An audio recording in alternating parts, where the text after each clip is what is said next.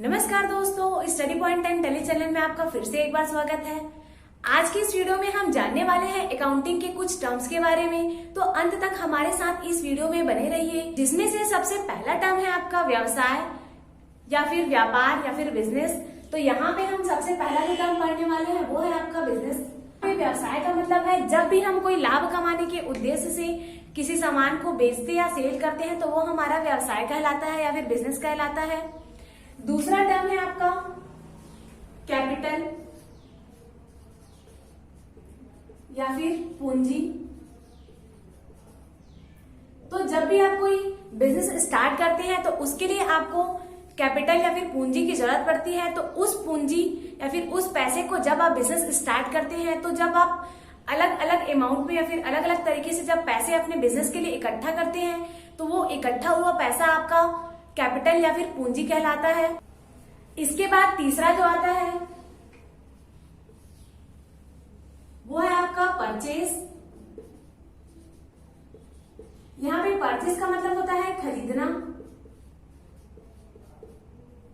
तो जब भी हम अपने बिजनेस में कुछ चीज को खरीद के लाते हैं तो उसे हम परचेज कहते हैं। फॉर एग्जाम्पल के लिए जैसे आप यहाँ पे कोई सामान है जिसको आप यहाँ पे खरीद के लाते हैं, यहाँ पे आपका गुड्स है और ये आपका बिजनेस है। तो अगर आप इसको अपने बिजनेस में ला रहे हैं तो इसको हम परचेज बोलते हैं। और यहाँ पे जब हम परचेज करते हैं तो हम किसी पर्सन से या किसी पार्टी से खरीदते हैं।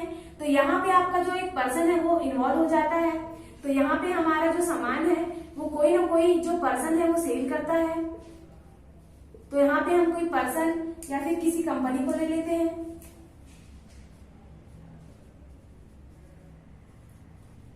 तो ये जो आपका पर्सन और कंपनी है इसी को हम एक और वर्ड बोलते हैं। जो आपका चौथा आपका टर्म है वो है आपका सन्ड्री क्रेडिटर। और ऐसा पर्सन जो सामान को बेचता है वो आपका सन्ड्री क्रेडिटर हो जाता है हमारे लिए, क्योंकि जब हम कोई सामान को खरीदते हैं तो उस टाइम पे वह पर्सन हमसे पैसे लेता है, मतलब वो हमारा लेनदार होगा। तो इसीलिए यहाँ पे आपका जो एक पर्सन इन्वॉल्व होता है जिसे हम सामान खरीदते हैं वो हमारे लिए सन्ड्री क्रेडिटर बन जाता है या फिर विविध लेनदार हो जाता है, हमसे पैसे लेने वाला हो जाता है। तो ये वाला जो एग्जाम्पल है इसके जरिए आप इसको अच्छे से समझ सकते हैं। ये कोई आपका जो ओवन बिजनेस है, आपका जो बिजनेस है वो है, और यहाँ पे आपका जो सामान है वो आप किसी पर्सन से खरीद के ला रहे हैं और यहाँ पे आपका जो सामान है आपके बिजनेस में आ रहा है।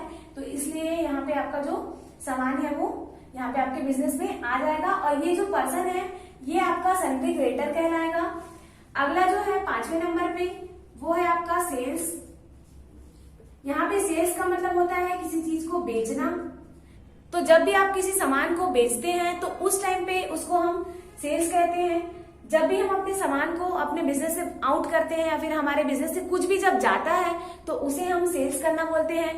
सेल्स हम किसी सर्विस की भी करते हैं, किसी गुड्स की भी करते हैं। तो यहाँ पे सेल्स का मतलब हो गया कि आपके बिजनेस से कुछ भी जैसे जा रहा है तो वो आपके लिए सेल्स कहलाएगा।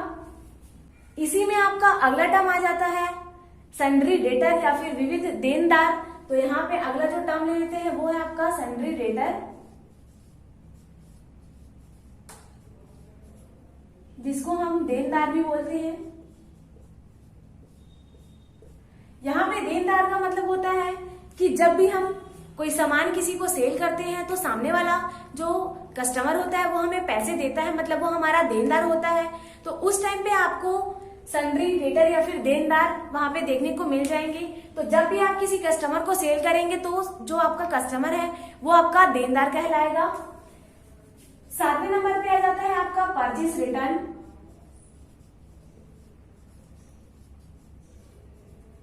यहाँ पे परचेज रिटर्न का मतलब होता है क्रय वापसी।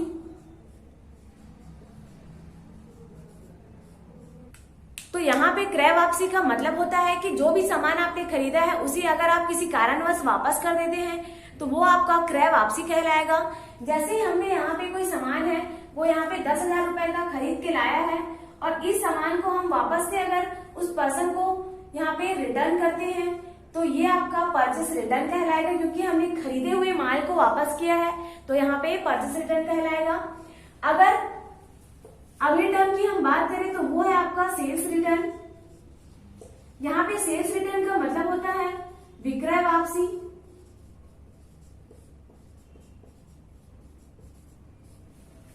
विक्रय वापसी मतलब होता है कि जो भी सामान हमने सेल किया है और किसी कारणवश हमारे पास फिर से वापस आ जाता है। जैसे फॉर एग्जांपल के लिए यहाँ पे हम ले लेते हैं,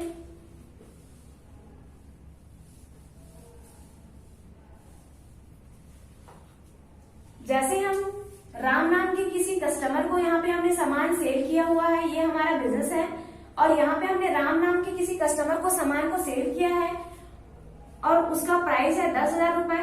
तो इस 10,000 में से अगर 5,000 का सामान जो है वो हमें वापस करता है, तो ये हमारे लिए सेल्स रिटर्न कहलाएगा, क्योंकि हमने जो सामान है उसको बेचा है, उसके बाद हमें वापस मिल रहा है, तो ये आपका सेल्स रिटर्न कहलाएगा, क्योंकि हमने जो सामान बेचा है वो हमें वापस मिल गया। इसी को हम सेल्स रिटर्न या विक्रय वापसी भी बोलते हैं। अगला जो टर्म है वो है आपका ड्रॉइंग्स। ड्रॉइंग्स का मतलब होता है आहरण। तो जब भी कोई प्रोप्राइटर अपने पर्सनल यूज के लिए बिजनेस से कोई सामान लेके जाता है तो उसको हम आहरण या फिर ड्राइंग कहते हैं। एग्जाम्पल के लिए अगर यहाँ पे राम नाम का कोई प्रोप्राइटर है और वो अपने बिजनेस से अपने घर के यूज के लिए कोई सामान लेके जाता है तो उसको हम ड्राइंग कहेंगे, क्योंकि ये अपने खुद के पर्सनल यूज के लिए लेके जा रहा है, इसलिए हम इसको ड्राइंग या फिर आहरण बोलेंगे। लेकिन वो बिजनेस के किसी यूज के लिए कैश गुड्स एसेट्स को लेके जाएगा तो उसे हम आहरण नहीं कहेंगे। टर्म है वो है आपका प्रोप्राइटर।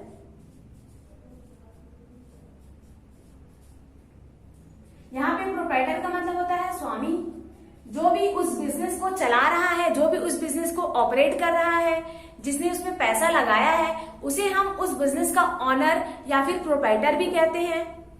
तो यहाँ पे जो प्रोप्राइटर है वो आपका ये जो राम है वो यहाँ पे प्रोप्राइटर हो जाएगा, क्योंकि ये इस बिजनेस को ऑपरेट कर रहा है, तो ये आपका जो राम है वो इस बिजनेस का ऑनर हो जाएगा। 11वें नंबर का जो टर्म है वो है आपका गुड्स। तो यहाँ पे हम गुड्स लिख लेते हैं, और यहाँ पे गुड्स का मतलब होता है माल। उस बिजनेस में जितने सारे भी सामान है जिसका आप क्रय विक्रय करते हैं उसे बिजनेस में गुड्स या फिर सामान कहा जाता है। एग्जाम्पल के लिए अगर आपका कोई क्लोथ का यहाँ पे बिजनेस है और इसका आप व्यापार करते हैं, तो यहाँ पे आपका जो बिजनेस है उसके लिए ये जो क्लोथ है वो आपका गुड्स या फिर सामान हो जाएगा, क्योंकि इसी गुड्स को आप परचेज करेंगे, खरीदेंगे, उसके बाद इसी को आप सेल करेंगे, तो यहाँ पे आपका जो क्लोथ है वो आपका गुड्स या फिर सामान हो जाएगा। अगला जो टर्म है वो है आपका एसेट्स।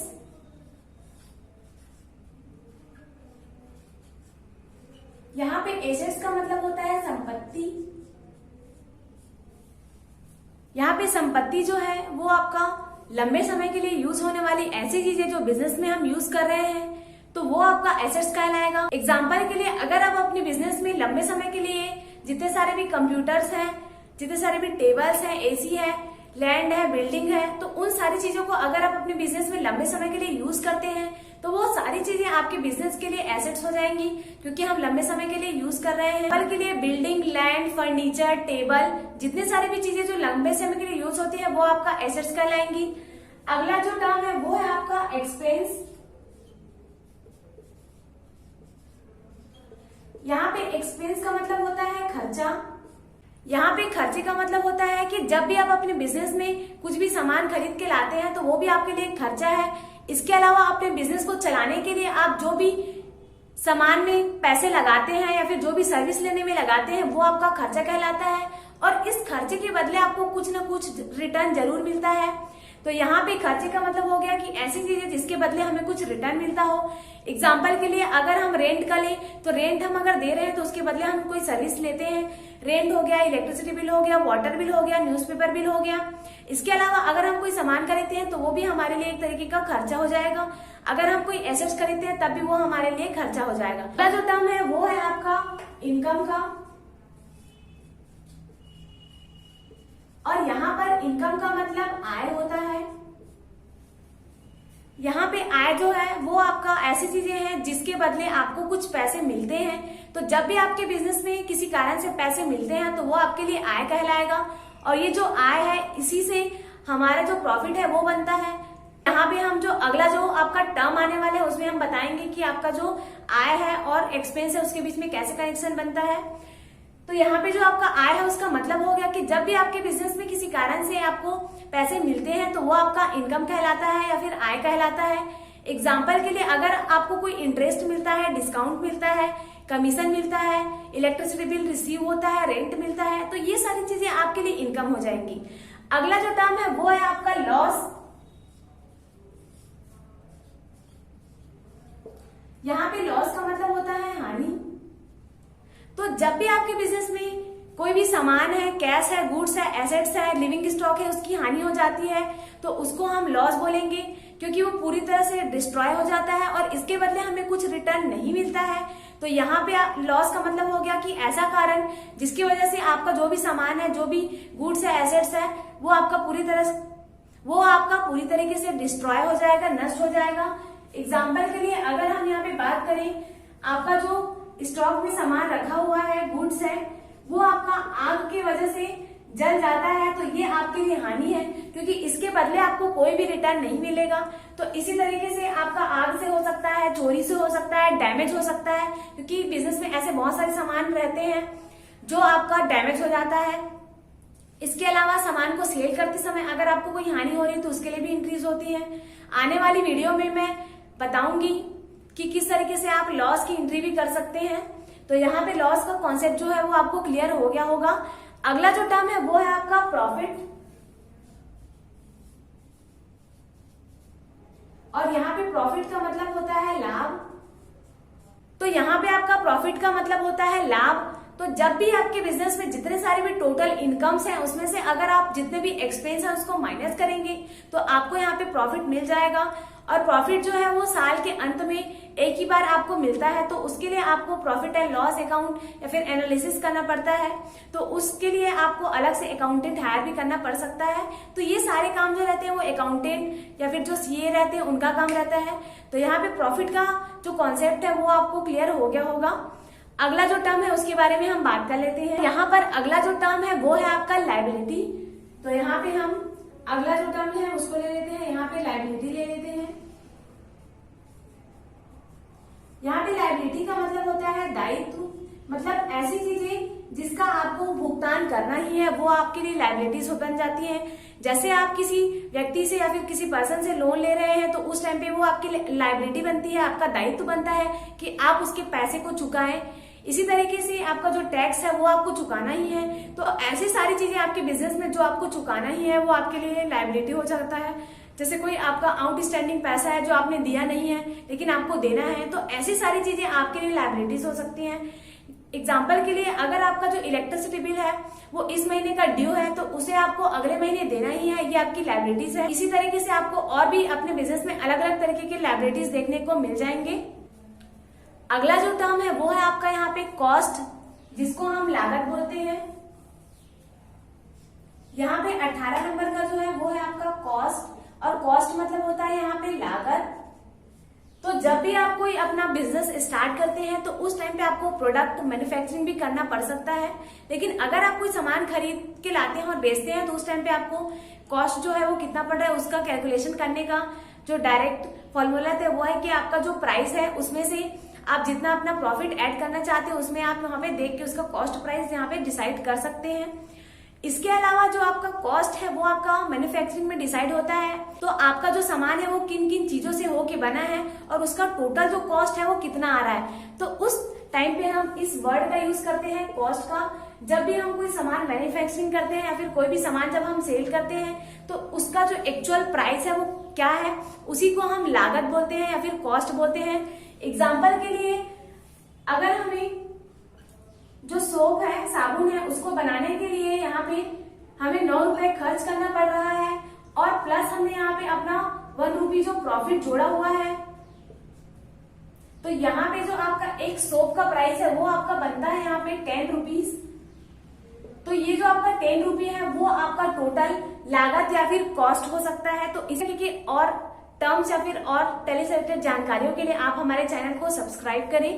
अगला जो टर्म है वो है आपका डिस्काउंट। यहाँ पे डिस्काउंट का जो मतलब होता है वो है आपका छूट या बट्टा।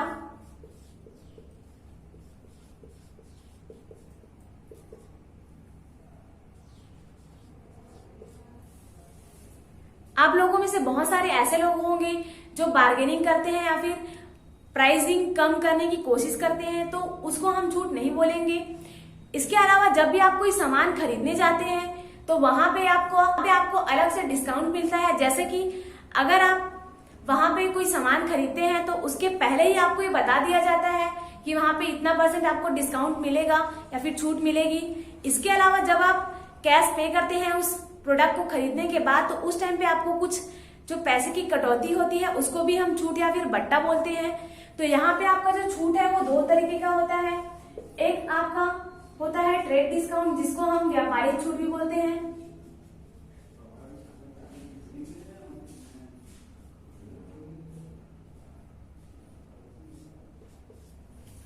और दूसरा जो छूट है वो है आपका कैश डिस्काउंट, जिसको हम नगद छूट भी बोलते हैं। तो यहाँ पे आपका जो ट्रेड डिस्काउंट है वो है आपका जब आप कोई सामान खरीदने जाते हैं तो वहां पे लिखा रहता है 10% डिस्काउंट, 5% डिस्काउंट। तो ये जो पहले से आप व्यापारी के द्वारा जब कोई डिस्काउंट लेते हैं तो वो आपका टीडी या फिर व्यापारिक छूट कहलाता है। इसके अलावा जब आप कोई सामान खरीदने के बाद पैसे पे करते हैं उस समय पे आपको कोई डिस्काउंट मिलता है तो वो आपका कैश डिस्काउंट कहलाता है। अगला और जो आखिरी टर्म है वो है आपका लेजर, जिसका स्पेलिंग होता है LEDGER, लेजर। और यहाँ पे लेजर का मतलब होता है खाता। तो जब भी आप किसी बैंक में जाते हैं तो वहां पे आपने इस वर्ड को सुना होगा, लेजर या फिर खाता। तो यहाँ पे लेजर या फिर खाता का मतलब होता है कि एक व्यक्ति एक वस्तु से संबंधित जितने सारे भी उससे रिलेटेड ट्रांजेक्शन है, उसकी एंट्रियां हैं, उसको जब आप एक जगह पे करते हो तो उसको यहाँ पे लेजर कहा जाता है। यहाँ पे जितने सारे भी उससे रिलेटेड लेन देन है उसको हम जब एक जगह पे करते हैं तो उसको हम उसका लेजर कहते हैं। चाहे वो कैश में हो, चेक में हो, उधारी में हो, जैसे भी वो ट्रांजेक्शन कर रहा है उसको हम यहाँ पे लेजर बोलते हैं। तो और भी ऐसे टैली से रिलेटेड जानकारियों के लिए आप हमारे चैनल को सब्सक्राइब करें। यह वीडियो आपको कैसे लगे हमें कमेंट में जरूर बताएं। वीडियो देखने के लिए आपका धन्यवाद।